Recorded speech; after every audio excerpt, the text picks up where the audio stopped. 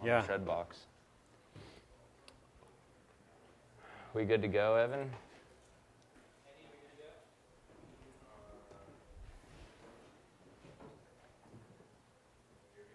We're good to go. All right. Thanks to all of you for coming out on your Saturday night to hear some people talk about frame building. I'm here with Chris Chance. He, a while ago, like 1977, right? Yeah. Started making frames for, Fat Chance bicycles. Back then it was called Fat City cycles. Yeah. And so why don't you give us a little intro about who you are and why you do what you do. Yeah, thanks so much for everybody to come and hear me talk. I really love talking about bikes, so I'm going to dive in here. Actually, just to straighten you out, I started building bikes in 1974. Okay. It's a way back machine. I worked for a company in Connecticut called Whitcomb USA and learned the basics of frame building. And then moved up to Boston, and they were actually going out of business, and I bought some of their equipment. And I started my own company in 1977, Chris Chance Cycles, and I made handmade, tailor-fit, tailor-riding bikes for people where I'd measure up their bodies and check out their position on their bike and talk to them about how their bike was riding and what do they want their dream bike to ride like, and could measure the geometry of the bike they were riding and have that as a point of reference. So I was gathering information that I could feed into what it was they were describing they wanted their bike to handle like. I loved that feeling of just the experience of people would give me these, kind of like soft terms of, they're not engineering terms, like I want the bike to be, soft riding or quick or responsive. And I would have the geometry of their old bike to have as a point of reference of how they wanted it to be different. And then from there, I could make adjustments to their geometry and come up with this bike that rode just exactly how they wanted it. And that was experience that turned out to be really helpful for me when I got into doing mountain bikes. Because then I could just translate all that experience in, okay, if I want a bike to climb well, or if I want it to corner well, or if I want it to feel stable, all these different qualities I could design into the frame. And even though they're very different used bikes, a road bike and a mountain bike, it still is the same in terms of design, how you can apply that experience into designing mountain bikes. So I built custom road frames from 77 to 82 when we started Fat City Cycles. That was a really exciting time for me because I felt like I'd come to a place where I'd done what I wanted to do in doing handmade road bikes. I was starting out my only employee. I got to be my own boss and tell myself what to do and what hours to work and all that kind of stuff, and worked myself to the bone, but really loved it. And I started doing Fat City Cycles in 82, and at that point we probably had like 6 employees, I think, and we just started taking off. I've had such a passion for how much fun mountain bikes were and how much we got to just have all kinds of different experiences on them. And I loved how the bikes, you could, at that point, just do anything. You were just ready to explore the world, and I loved that feeling and wanted other people to love that feeling too. So I really pushed myself in how I was designing the bikes to handle, and I had this sense of like, okay, I can design a bike that will never hold you back. You can get on this bike and just go like, yeah, okay, here, I'm going for it, and I'm gonna see what I can do. And so on the East Coast, that was a really early time for mountain biking. We were one of the first companies to really dive in full bore. And I just kept going for it. We came out first with a Fat Chance. We don't have one of those here, but our next model was a Wicked Fat Chance. And we sold a lot of those. We were an East Coast company, but we started selling in the late 80s. We started selling out here in the West Coast and in Canada. And starting maybe in 89, we started shipping bikes to Europe. Had really great success in Germany and Switzerland and England. And the brand became really well known and really popular. And we started doing road bikes. That was really fun for me to come full circle, because I had started out in road bikes and then learned so much in doing mountain bikes and building some really lightweight tubing in mountain bikes, and said, well, geez, we don't need to do brazing and lugs in road bikes. We'll just do TIG welding. And as far as I know, we were the first company to do TIG welding in steel. There was TIG welded aluminum, TIG welded titanium, But all the steel builders were just kind of stuck on the lug thing. And we said, well, we don't need to add that weight. We're just going to add, it takes about 30 grams of steel to join all those tubes together, which is a lot less than a lug set. And so the bikes handle really great and they're really durable. And today you see a lot of TIG welded steel bikes. There was a few innovations that we had where one of the things I developed as a frame designer was just this sense of like I kind of call it the chassis of the frame. I don't have a better term for it, but it's like the down tube and the stays and the bottom bracket and the bottom of the seat tube is the foundation of the bike that you build the frame from. As a designer, is just the way I think about it.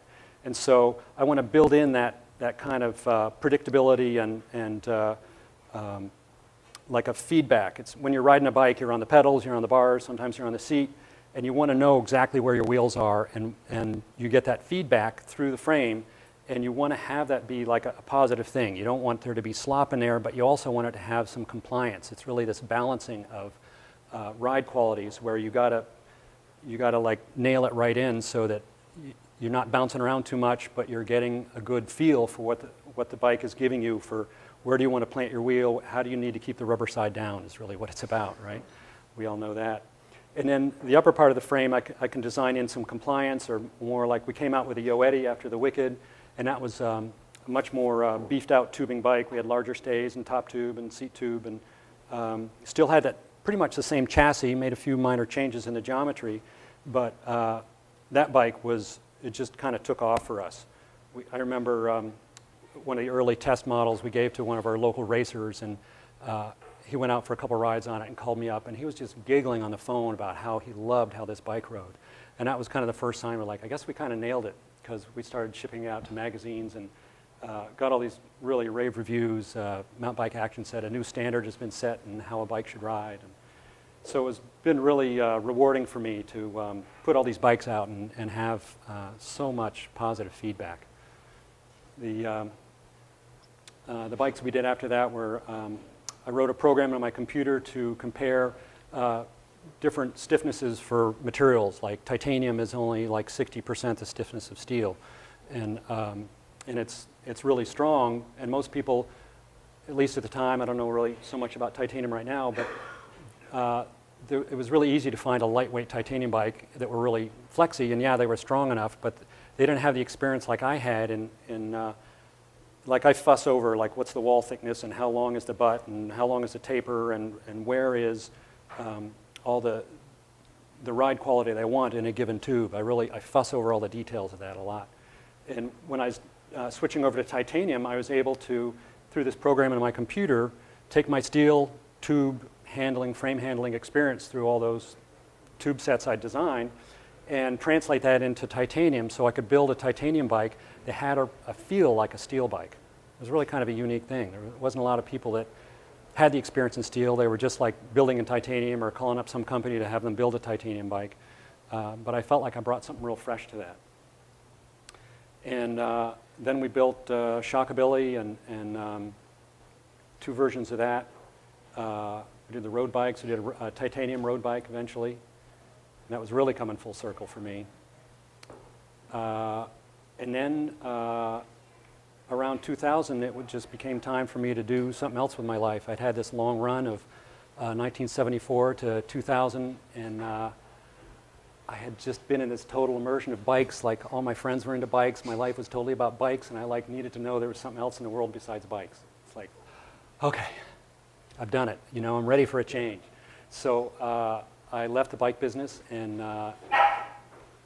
had some great experiences in life and grew and developed myself a lot as a person and started to hear this calling. It's like, oh, I'm being called back to the bike business.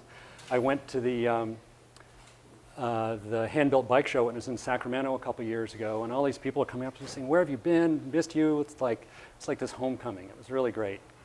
So many people had talked about how much I had influenced my design, had influenced them, and they had taken that on and put that into their frames. And it was a really great experience for me to be recognized and appreciated for what I'd just thrown my passion into, and just to have that last. You know, there's an owners group. I came up with this name, the Fat Cogs. We were having this meeting and talking about how, like, God, it's really cool. Like, you know, with motorcycles, there's like Harley Davidson, they have the Harley Hogs. And they just, you know, people love Harley Davidsons, right? And I was like, people love our bikes too. We need to come up with an owners group. And it hit me like, oh, it could be the Fat Cogs. It's the Fat Chance Owners Group.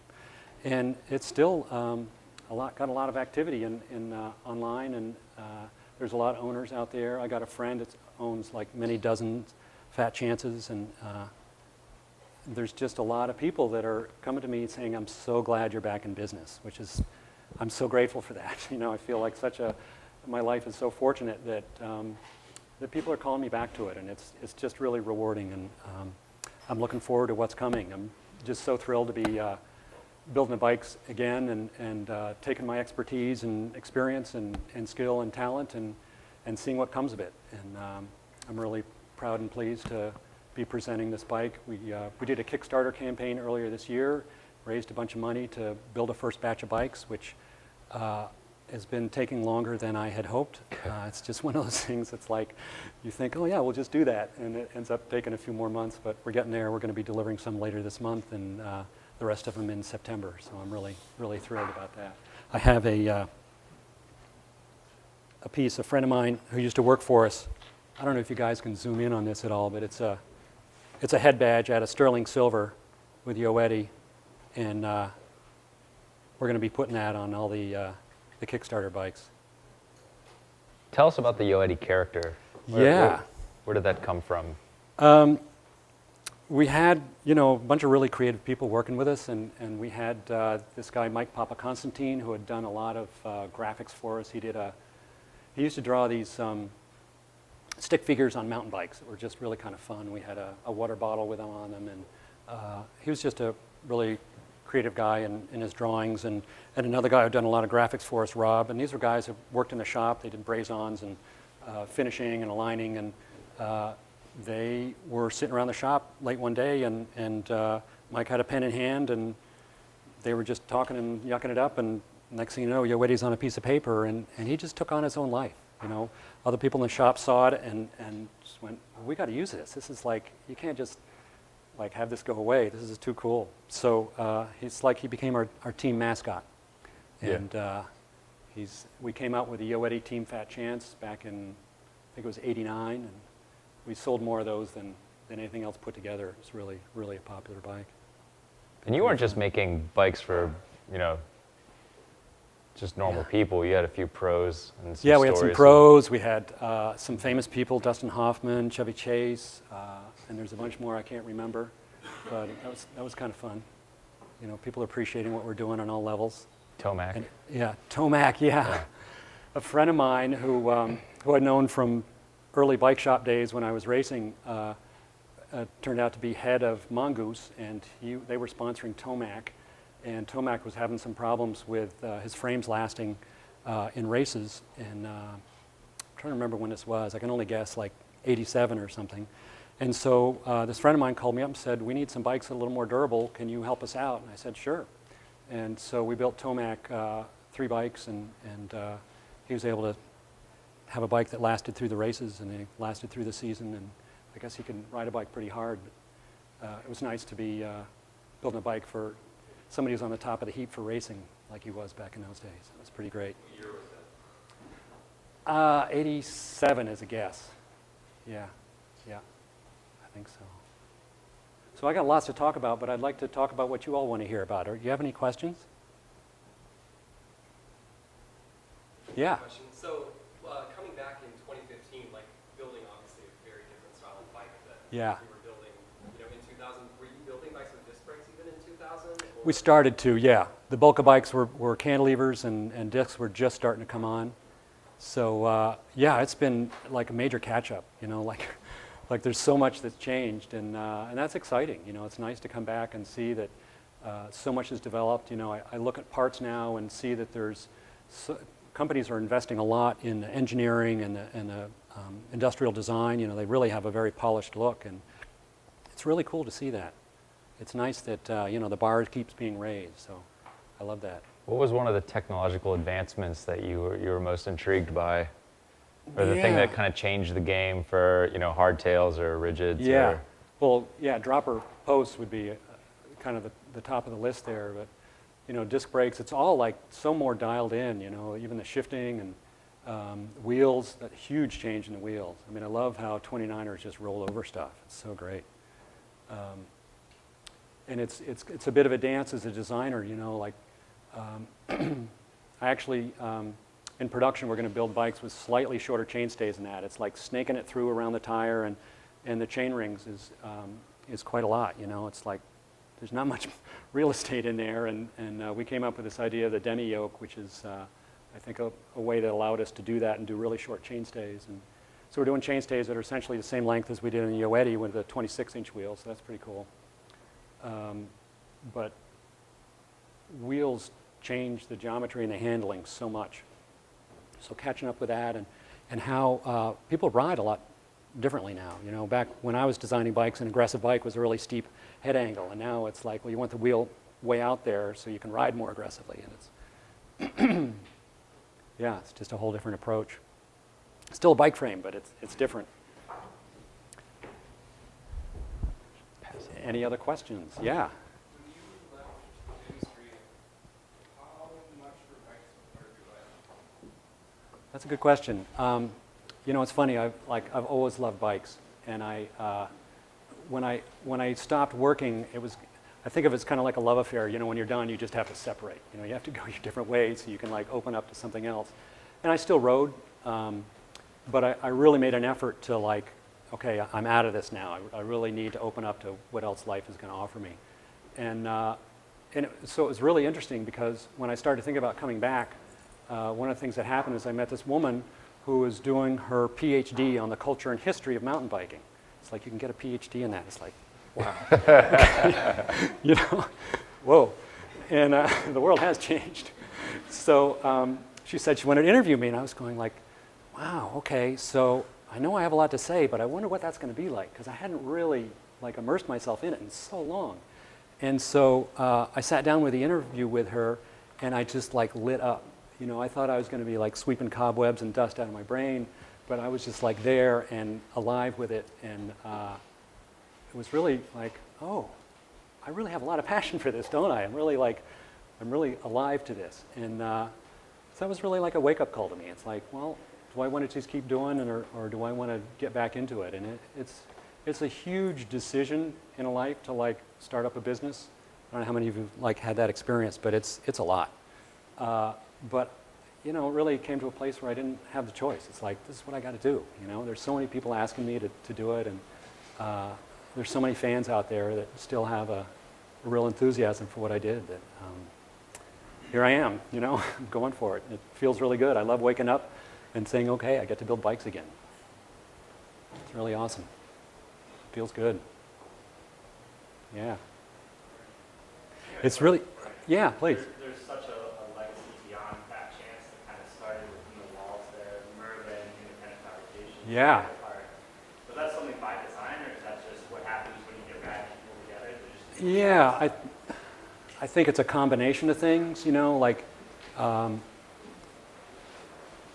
there was just a lot of energy at that time, for mountain bikes, and a lot of enthusiasm, and I'm just so passionate about quality, and for me, I'm working with, I started out my company as my only employee, and as I took people on, I was really wanting to instill in them how to make a great bike, and how to find in themselves kind of the right expression to align with what it was that I wanted.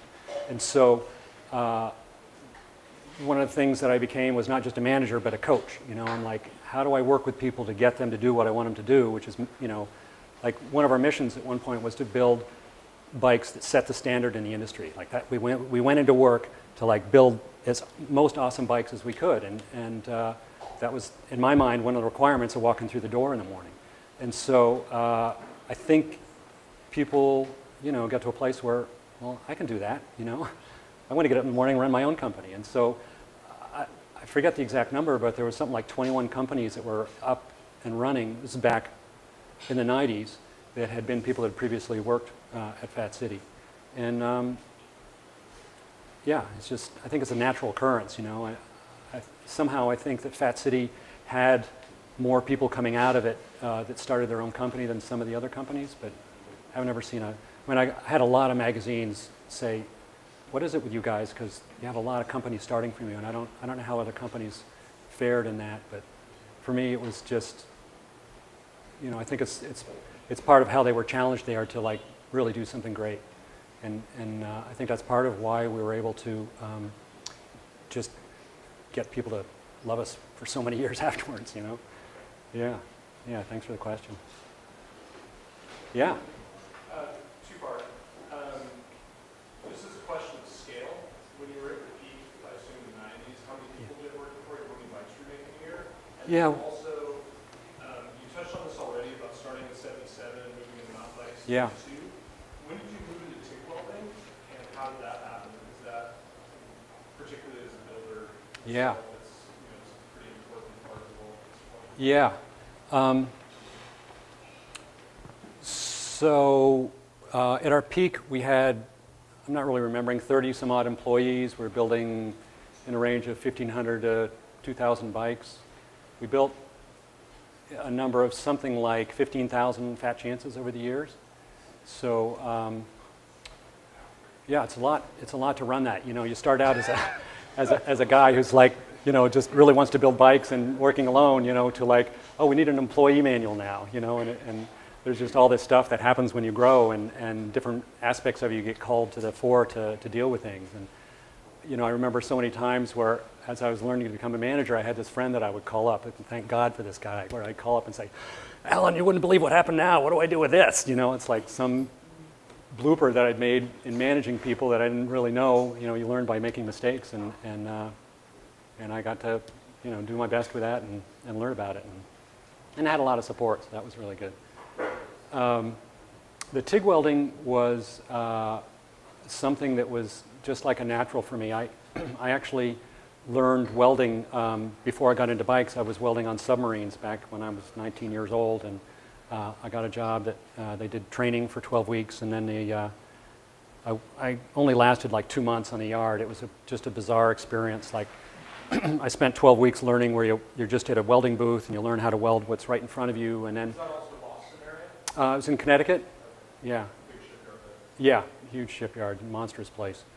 And so I worked second shift, and my first night on the job, my foreman gives me this job where I can't see what I'm doing without a mirror. I'm going, wait, there's something wrong with this picture. I never even conceived of doing that. You know, you need to check your paperwork, because I'm sure somebody else is supposed to do that job. I said, no, that's your job, you do that. And I got, in the 2 months I was there, where I could do that, you know, in a mirror, and it was kind of fun. But it was a crazy place to work. I wouldn't recommend that. Yeah. So I was already trained in welding and knew about welding. And, you know, we were braising a bunch of bikes, and it takes a long time to braise bikes. And I'm a good braiser. I brazed a bunch of bikes over the years. I had a funny story. This was probably like, I don't know, 98 or something, where I was in a guy's bike shop, a friend of mine, and he had some student who was in a frame building course. He's having a heck of a time brazing, and he's just like burning up the tubes. And I said, I'll show you how it's done. And so I brazed up this bike, and it was like hardly needed any filing to make it smooth. You know, I was just in the zone and really, you know, just pulled it off. And the guy who owned the bike shop was like jaws dropping. He's like, when was the last time you brazed a frame? I said, well, I don't really know. It's like at least 10 years or something. But it's, you know, it's just like riding a bike. You know, once you know how to do it, you just draw on it, and there you go. So yeah, I was really going nuts, brazing all the frames, and Gary Helfrich came on the scene, and he was a welder, and he said, I'll weld all your bikes for you. And we just went to town with it, and you know, there's a bit of a learning curve with it, but... So were there any fillet brazed fat chances? Oh, yeah. Oh, yeah. I've only ever seen literally two on there. Yeah, in fact,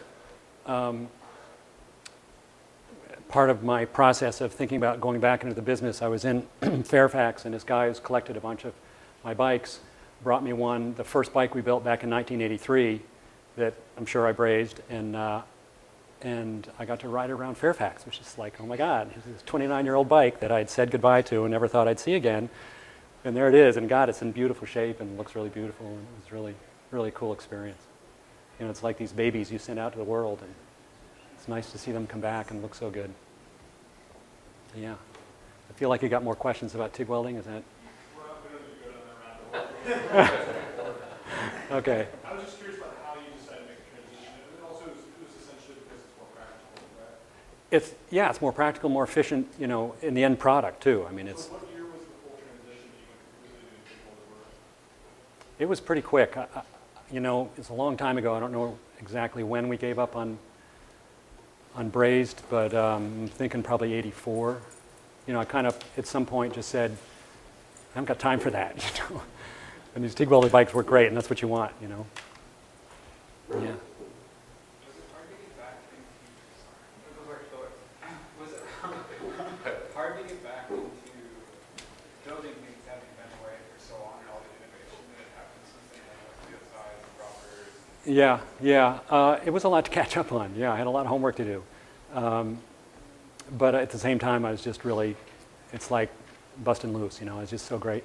It felt so great to be back at it. I was really, really glad to be doing that.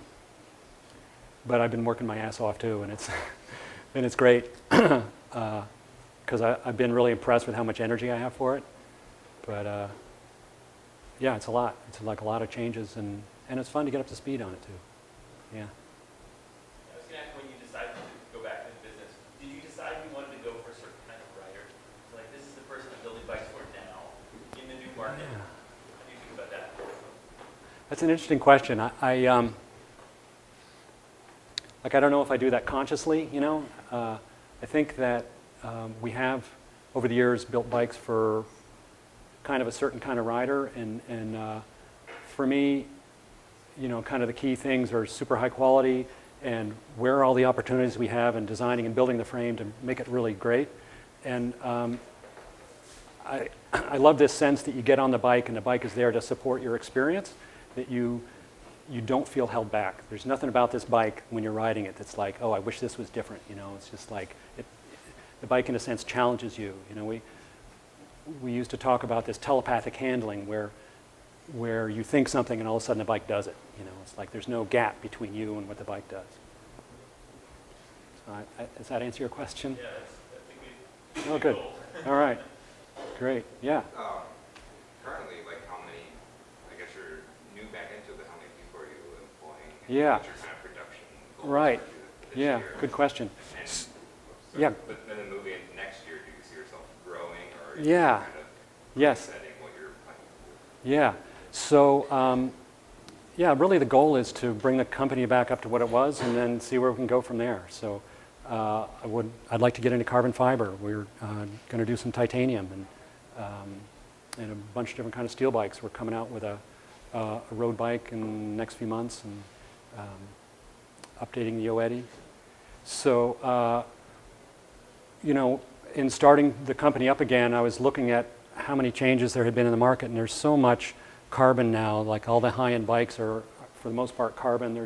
There are a lot of boutique builders out there, but steel, which is what we're most known for. We did a web page launch back almost a year ago, and we did a survey and we asked people what they wanted from us, and they said they wanted steel, they wanted a trail riding bike, and they wanted both, like split down the middle, 27 fiber and 29ers.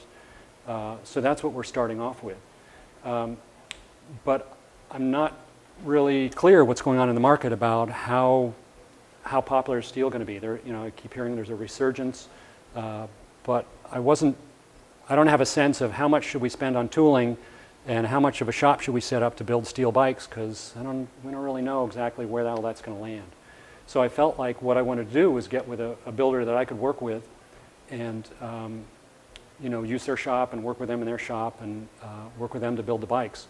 So I chose Ventana near Sacramento, and I've been really pleased with that. They're really great to work with. They've been at it for a long time. They're very quality minded. They're really excited about this project, and working together has just been really great. He's a really intelligent, sharp guy, and he understands what I'm after. Is really good at taking my feedback about really what I want. So you set up shop in there with them and you're there kind of overseeing production, or are you? I'm working with them in production and guiding them and Are you yeah. yourself like actually welding up a lot of these bikes? I'm in the shop working and not there full time. It's kind of like the way the company grew. You know, like I've said a few times, I was my only employee, and then I started getting on more employees, and I trained all those people. And then the shop grew to like more employees where I didn't train everybody. Some of the people I trained people. And then, so it was just like, you know, organic that way. Now I'm in a situation where, and let me just back up. So I was doing a lot to run the company. You know, I was doing all the design, the tubing specs, all the geometry, and working with the team to hear about what's working for them. You know, they're out there, they're riding, they're talking to people, and so I am very into a team approach of things. And I just have, I'm trying to think how to explain it, just a great respect for working with people that care a lot about bikes, and I think that gets reflected back to me. And so working with Ventana is just a really good match for us.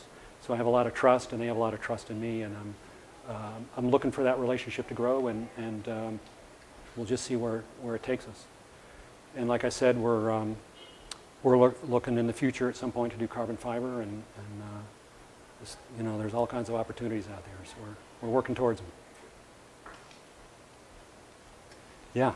You had a chance to work in the mountain bike industry when there was just constant innovation, when everything was changing. It was, you know, threaded bond brackets, breasted bond brackets. Right. I mean, segmented for, unit for. How did that city manage innovation, and what was kind of what did your R&D look like in order to, yeah, for example, go from that fork to the classic village segmented fork? Yeah. A good case study? Yeah, that's a really interesting one, because we were designing the Yeti frame, and you know, at that point there weren't suspension forks, and we were looking for, okay, we need something innovative. What's it going to be? And I thought about this kind of a design, and in my mind I'm like, nah, it's going to be too much trouble. The mitering is going to be a bother, and it's got like an intrinsic stress focus that's right at the bottom of the struts, and it's going to take a lot of engineering, and in my mind I decided I didn't want to do it. And so actually guys in the shop built one and said, look at this, we got to do this. I went, oh yeah, you're right, we do, that's really cool looking. And so I went about doing all the engineering on it, and we, you know, did a lot of destructive testing, and found out, you know, what do we need to make it strong enough, and those teardrops that we put on the back were, you know, a big part of that.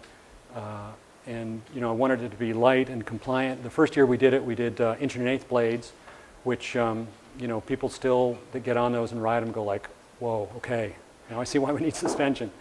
You know, it's a really rigid fork. So that's why we went to the 1 inch, which gave a little more compliance, and had, I think, a pretty good feel. It's a super light fork with a 1 inch steer. It was like 1.5 pounds, and had a lot of really good ride quality if you're into rigid.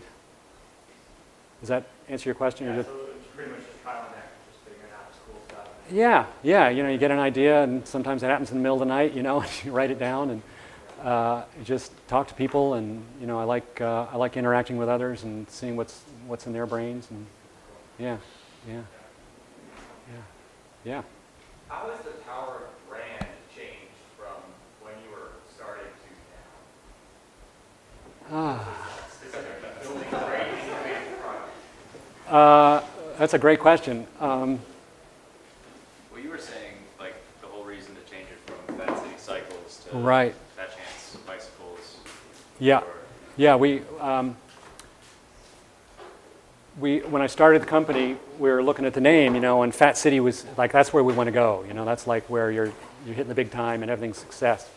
And Fat Chance was like a name we just couldn't let go. I was building bikes with my name on the down tube, and then we went to Fat Tires, and we just couldn't say no to Fat Chance. It's like, we got to call the bike that. It's way too much fun. So we were making a bike called the Fat Chance, and the name of the company was Fat City.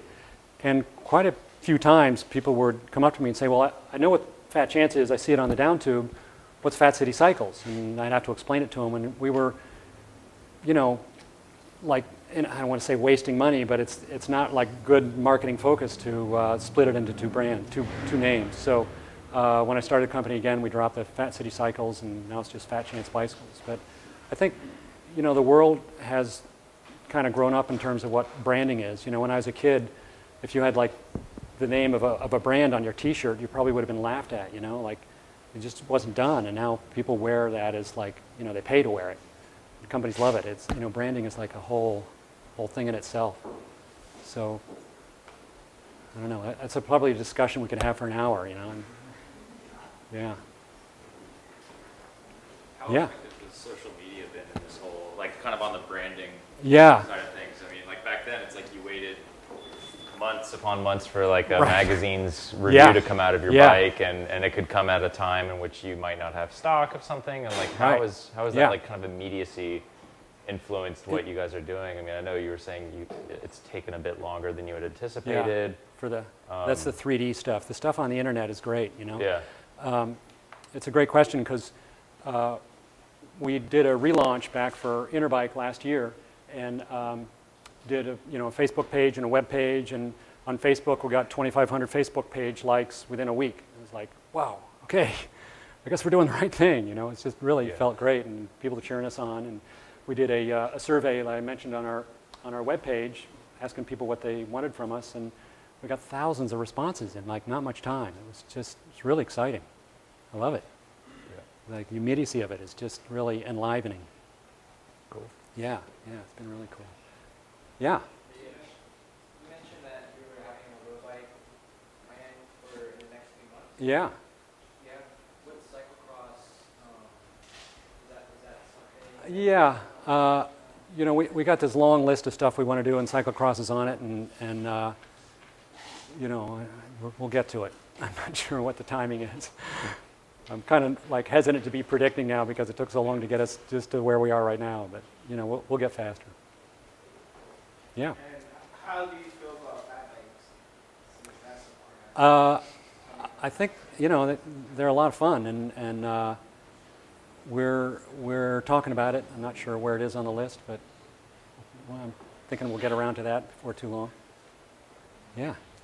You were talking a little bit about when you transitioned, or you were looking at steel, the tie, and putting in a program. Yeah. And then also your engineering. Where did you get your engineering background, and like what programs? Yeah, great question. I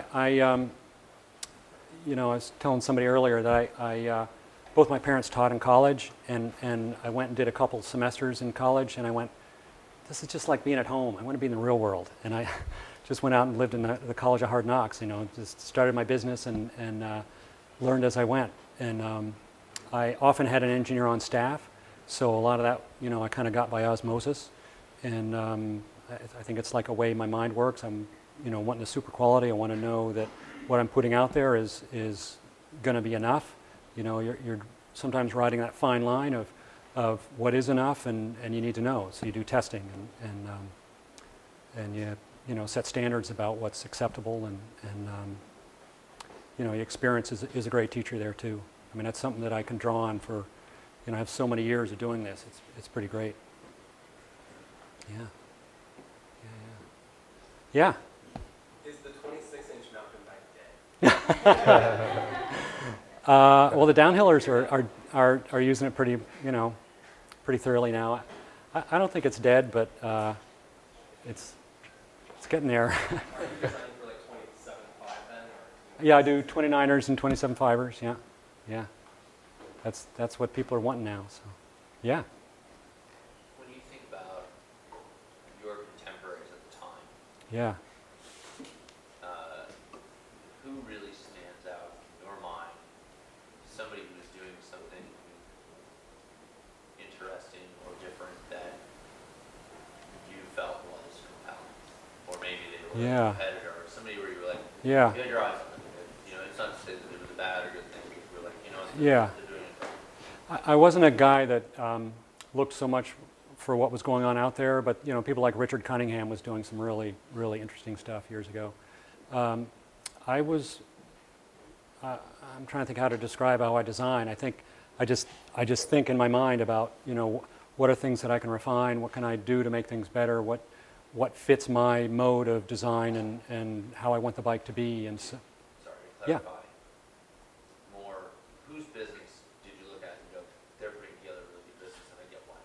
And I would like my business to be aspirational like theirs. Yeah, I don't know about before. I can say, like right now, I've been listening to this book by Tony Shea from Zappos, and he's like doing some amazing stuff with a business that people love to work at and are, you know, culture-wise, he's doing amazing stuff. I'm not sure if that's what you're getting at. I think back in I wasn't so much, you know, I think I was open to what was going on in the world for sure. You know, I needed to keep up on what other people were doing. But in terms of design, I don't think I was so reactive. I was more just following my own path. Yeah.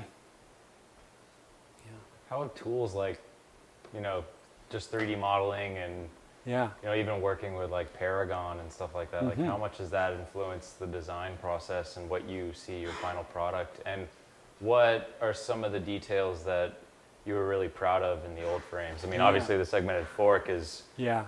you know, that's your thing, and, Yeah. and it's still, you know, prevalent in modern frame building. But Yeah. you know, Yeah. To me, you know, the first time I saw it from other builders, it's a few years ago, Was 5 that at years ago or NABS? something. No, it Okay. was before that. Okay. And to me, I thought, oh, there's like one of my grandchildren, you know. Yeah. Like Rob Vandermark at Seven did an interview a bunch of years ago where he said that I was the grandfather of frame building in the Boston area, and it's kind of like, okay, I'll wear that hat, I guess. Yeah. Yeah, it's fun to see how people take it and go with it. And as far as what we did at Fat City, I feel like we were always just like true to what worked for us, you know, and I think that that's something that people really appreciated. And you know, we came up with innovations like water bottle bosses that had bottoms to them, so we could seal up the tubes, and that was kind of an exciting thing for me because you know, with steel, you're always trying to make sure that no rust is going to get in there, and so we got frames that were in accidents, and you know, front ends crushed, and you know, a couple years later, you cut them open, and it's just like, you know, the air that was in the shop when we sealed it up is still in there. It's kind of cool. Yeah. Yeah. So you've been working with Ventana on this first batch. How many is the first batch? And if that works out well, are you able to, is Ventana going to be able to like scale up your production Yeah. to a point where you can stay on track on if you, Yeah. you know, over a few hundred, or is there a point where you're going to, is the thought to open up your own shop at some point if that There's, takes off enough? Or? yeah, there's a possibility of that. I feel like, you know, working with him is feeling really good right now, and I don't feel any desire to look elsewhere or think about doing my own shop. They are really excited about the project and would like to see it grow, and feels like they're just right there with me in where we're headed. So I feel like all the needs we have are being met in that scenario. So feels good. You have the ability to scale up if they need Yeah, to. yeah. They're good at tooling and being flexible. So, and they're, yeah. I don't know how many we're going to make this year. We're making 80 bikes right now, and most of those are sold, and we're going to have some magazine bikes in that are going out for test reviews, and see where that brings us.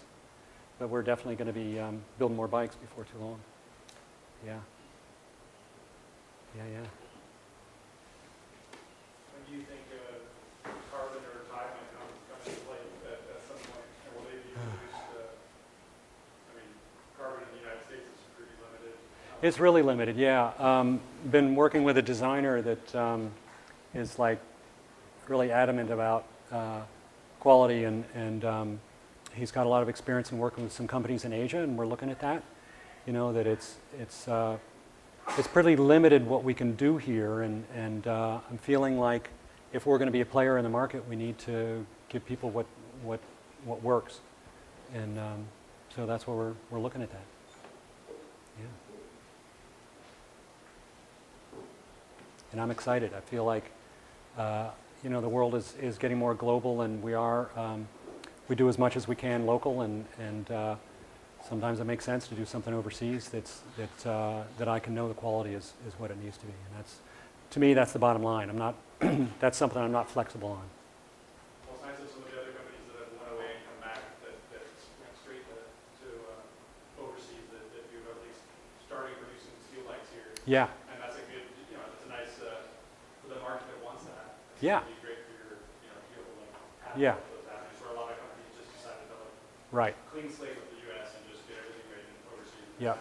Office or at least Yeah. you're working with the American manufacturer. Yeah, that's not going to go away either. I mean, we're going to keep doing that and developing that, and you know, we'll do small batch production or whatever it takes to give people what they're asking us for. So, yeah, Is it hard to weed out? You've been around for a long time now. yeah. You've had hands for a long time. Has it been hard to have so much feedback from so many people? Everybody probably wants something specific. Yeah. Do you feel like you have to please everybody, or how are you trying to weed out everything Yeah. we're talking about? Right. What the market's doing. Yeah. Well, you know, there's a lot of boutique builders out there that'll build exactly what you want, and my mission has been to build really great bikes that we do more as stock bikes. And so I gave up on pleasing people all the time when I was doing Chris Chance cycles and doing tailor-made bikes. So I feel like I've already done that, you know, and I really like making a lot of bikes, you know, and making a lot of people happy, and that seems to be what's worked in the past, and seems like that's going to be a good direction for us to go now. So, yeah. Has Fat City ever designed a full suspension, you know, in 2000, or are you? Yeah, I got a guy that I'm working with where I've been so busy just like getting things to where we are right now that I haven't had a chance really to. We've had some discussions, but I'm talking with a suspension designer, and you know, it's a big project, and we're going to hopefully get started on that soon. But it takes a while to get that to fruition and have something to sell. But I'm excited.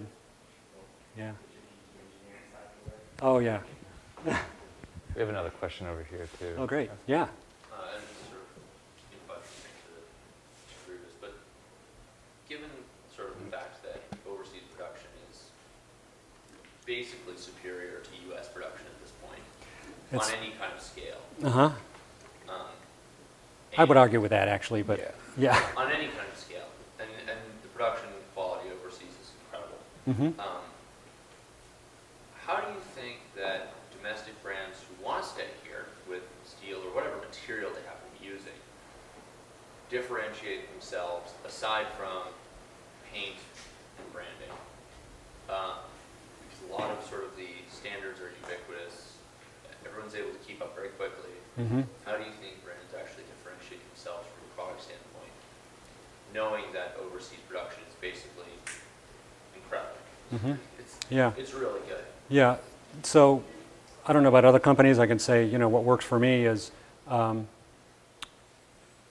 we're a company that's always had a relationship with our people. You know, there's a catalog floating around here where we had postcards that were from people we put on the front and had tear-out postcards in the back. This was back in the early 90s, right? So it's before email. We've always invited interaction with our people and our customers and people that are into us, and so we try to be really responsive and to give what's asked for, and I feel like, yes, a lot of companies do that, but the passion that I have in making something that is, I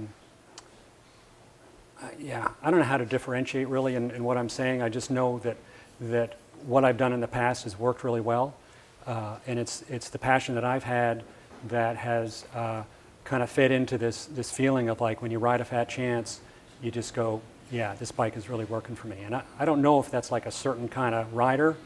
There's just been enough people that kept us busy that there might be other types of riders out there. But all I can say is what's worked in the past for us seems to still be working, and you know, people can really trust when they get something from Fat Chance. And I think that means something to them. And it's been an enduring relationship and feeling that people have for the company, and like I was saying before, so many people that come up to me and say thank you for coming back into business. So I keep feeling like I'm doing the right thing. Hopefully it'll stay that way. Yeah. I'm curious how you came to the conclusion to do a Kickstarter for like your revival rather than like through traditional business means. Yeah. So do you think that led that conclusion, or was Yeah, this it was. a natural fit? Or? It was, I think, a matter of so many people were just cheering us on to be back in business. It just seemed like a natural thing to put it out there and see what happened. And we were looking to raise 116,000. We rose 130, and it was a great experience. Doing it again, I would do it differently because I learned a lot. But yeah, I'm really glad we did it. It was another kind of relational way to start up the company and have our customers be involved, and people seem to appreciate that. It's also kind of a gauge for just interest in, Right. Yeah. You don't want to invest all this capital and then Right. make a giant run and then Right. no one Yeah. buys them. Or People so say, "Oh, sorry, yeah, I like your bikes, but it wasn't like that." So, yeah. I always thought that was a really unique, just the Kickstarter launch. We talked a little bit about what some of the limitations were with Yeah. it and what you've learned, but Yeah. I don't know. Thought it was it kind of created this hype Yeah. that surrounded the brand, and then when you launched at NABS, people saw the product, Yeah. and then Seattle you had the pre-production Mhm. prototypes, and Yeah. so it's kind of like a process you get to follow. It's like a story. Yeah. I think it's an interesting way, Fat Champ seems to be very fan-centric, so it seems Yeah. to be Yeah. a really nice way of continuing that and Oh, yeah. giving back to big fans Yeah. in really nice ways. Yeah. You have a fan that drew a book when he was 6. It wasn't so much a book, but it was in a 5-year-old's mind, it was probably like a big book, But he was a young kid. You could see that it was that it was a Yeti, and then it was anybody's guess what the rest of it was. But and he told his dad that is the story of Yeti, and his dad had some comment like, "Well, what if people don't understand what it's about?" And he says, "Well, who cares? It's about Yeti." Yeah. And so And he still rides a Yeti. And lives this in guy Durango. now is in his 30s and still Yeah. rides a Yeti. He's in the video that we had for Kickstarter. Yeah, it's Brennan Schaefer. Yeah. Yeah, he's a lifelong fan. I think that's Yeah. awesome. I know, it's so great. He's so stoked. Yeah. He's probably pretty stoked right now too. Yeah. Yeah. Awesome. Yeah. So I'd love to hear more about the history. Yeah. So you have this awesome product. I remember seeing it in the old school Bella News, Yeah. paper one. Yeah. And then it went away. Mhm. I'd love to hear about, as much as you'd like to talk about it, kind of why it went away, Mhm. and also sort of how the industry was back then. Were you approached to be acquired or this? Yeah. Just kind of how it kind of went away. Yeah. It's kind of a long story. I'll give you kind of a reduced version of it. But yeah, I remember hearing these stories of the car industry, where in the 20s and 30s there were 60 car companies, 60 companies building cars in the U.S. And by 1950 there were 6. And I was starting to see my peers getting bought up. Trek and Bontrager got bought, and other companies were talking about being bought. And there was this consolidation, that's what they call it, happening in the market. And we had been in a location that was, it was over 7,000 square feet, and we'd been there for 5 years, and we were busting at the seams, and we needed to move into a bigger location. And so the question becomes, how big a space do you move into? Because it's really expensive to move all that equipment and paint spray booths and all of it. It's just a huge ordeal. And so you don't want to do that any more than you have to. So how big a space and how much overhead can you handle and what can you grow into? And so back in '92, we were like, okay, we got to move. And we were really on this, ride of people loving our bikes and good demand. And I talked to a lot of people in the industry, and they're like, you guys are doing great. Just go for a bigger space because you're gonna need it. And so we ended up moving to a space that was this amazing deal, but was really huge. And we didn't realize how much it was going to cost to heat it and for electricity. And we knew we had to grow, but we got into this place of whoa, okay, we really needed to grow. And it was a point where the market was leveling off. Before that, there was all these new people coming into mountain bikes. And it was also a time when we had a lot of people calling us up that all they cared about was how light it was.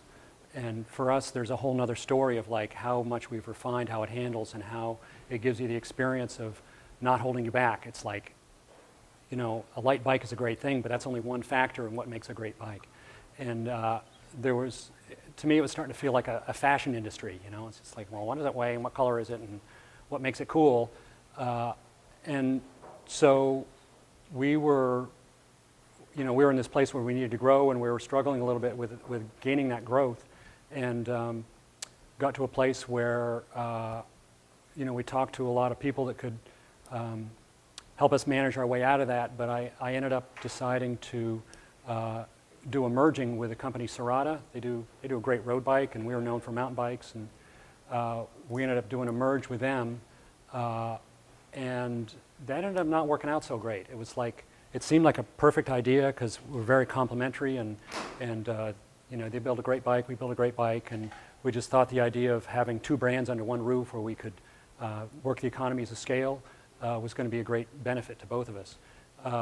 And as it turned out, it was kind of a lot of frustration, and we learned a lot, but didn't really work out. And so Ben raised some money and bought his brand back.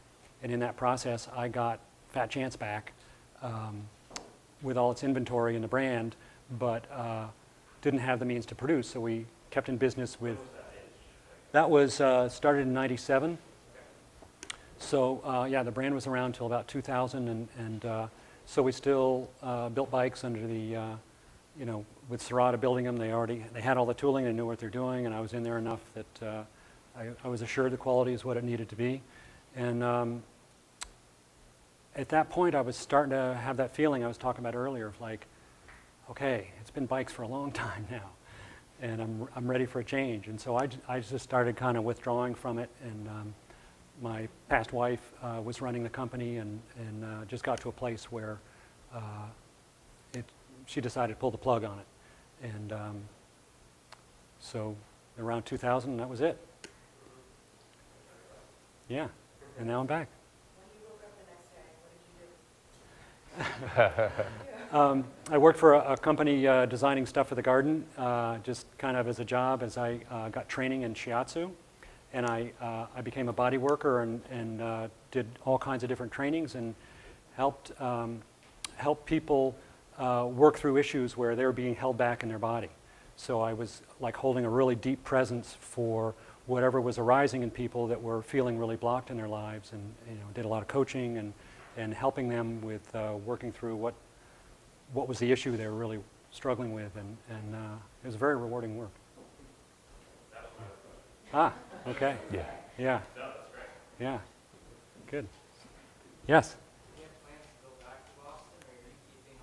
No, I've been out here for 10 years, and it's really working for me. I like it out here. Yeah. Yeah. It's great. So we'll, I guess, take one more question, or is there anything you wanted to add about where the company's going, or? Complete. Shane. What's your current favorite type of bike? Do you ride all different types of bikes still, or are you like? Right now, that's my favorite bike right there. Yeah, that's what I'm riding. Before that, I have a. Yeah, I have a Thai Fat from '97 and a Thai Chris Chance road bike, Slim Chance, from the same era. And that's what I ride for when I'm not riding that. Yeah. Not at the moment. That's coming. Oh yeah, I have. Yeah, I am looking forward to getting back into that. But well, it was a Fat Chance that I rode, and that was years ago. So. Yeah, I mean, right now I'm just focused on hardtails, and that's where I need to put my attention, but it's coming. In this 14 years that you took off from building bikes, did Yeah. you buy a bike in this 14 years? No, I was happy with the bikes that I was riding. They still put a smile on my face. That's awesome. Yeah. Yeah, Jeff. Are you going to go more to mostly consumer direct, or are you going to open up dealers? Yeah, that's a great question. We're looking to get started going customer direct, and at some point we'll open up to some dealers, but we're thinking we'll have some dealers around, but we're looking to do as much direct as we can. Yeah.